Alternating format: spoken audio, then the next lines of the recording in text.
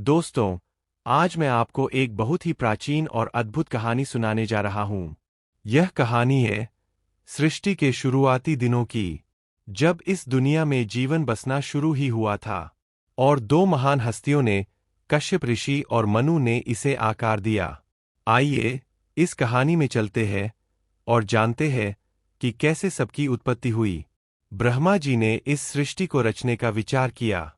उन्होंने ध्यान लगाया और अपने मन से कुछ महान ऋषियों को उत्पन्न किया, जिन्हें कहा गया उनके मानस पुत्र। उनमें से एक थे मरीचि ऋषि। ब्रह्मा ने मरीचि को आशीर्वाद दिया कि वह धर्म, ज्ञान और सृष्टि का विस्तार करें। मरीचि ऋषि ने कठिन तप किया। उनके घर जन्मे कश्यप ऋषि। कश्यप यानी वह ऋषि जिनमें असीम धैर्य और क्षमता थी। ब्रह्मा जी ने उन्हें कहा, हे कश्यप, तुम प्रजापति बनो, तुमसे संसार की सभी जातियों की उत्पत्ति होगी। कश्यप ऋषि ने ब्रह्मा के आदेश को स्वीकार किया। वह धरती पर प्रजाओं के जन्मदाता बने।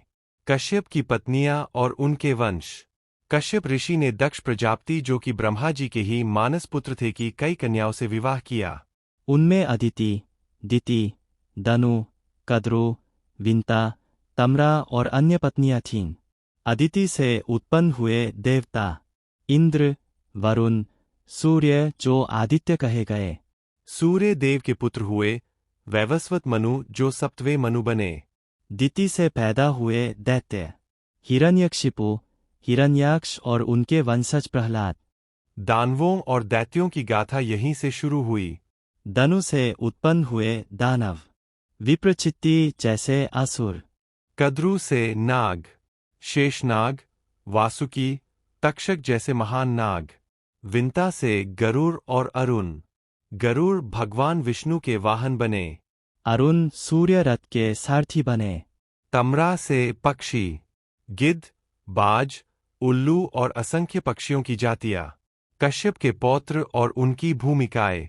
कश्यप के वंशजों में कई अद्भुत पुत्र और पौत्र हुए। इंद्र देवताओं के राजा।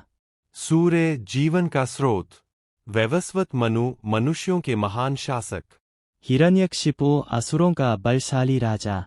प्रहलाद भक्ति और तप के प्रतीक। शेषनाग अनंत काल तक धरती को थामे रहने वाले। गरुड़ शक्ति और गति के प्रतीक। सृष्टि के सबसे पहले मनु, स्वयंभुव मनु, भी ब्रह्मा जी द्वारा उत्पन्न हुए थे। उनकी पत्नी थी शत्रुपा। स्वयंभुव मनु मानव समाज के पहले राजा बने। उन्होंने धर्मशास्त्र दिए।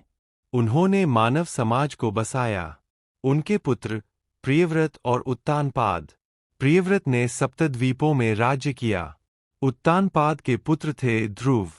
ध्रुव जो अपनी कठोर तपस्या से अमर ध्रुव तारा बने। उस युग का दृश्य। उस समय दुनिया बस रही थी। देवता स्वर्ग में अपने राज्य में थे। दानवों ने अपने साम्राज्य बनाए। नाग पाताल में बसे। पक्षियों ने आकाश को भरा। मनुष्य धरती पर सभ्यता बसाने लगे। कश्यप ऋषि सब प्राणियों के पिता माने गए। उन्होंने सभी जातियों को धर्म और जीवन के नियम दिए। मनु ने मानव समाज को राज्य और शासन की व्यवस्था दी। दोनों ने मिलकर दुनिया को सुव्यवस्थित किया। दोस्तों, यही थी वह अद्भुत गाथा, कश्यप ऋषि और उनके वंश की, और पहले मनु के वंशजों की। यह इतिहास हमें सिखाता है कि सृष्टि का विस्तार सिर्फ शक्ति से नहीं, बल्कि धर्म, नियम और प्रेम से हुआ। कश्यप और मनु दोनों ही सृष्टि के महान स्तंभ हैं।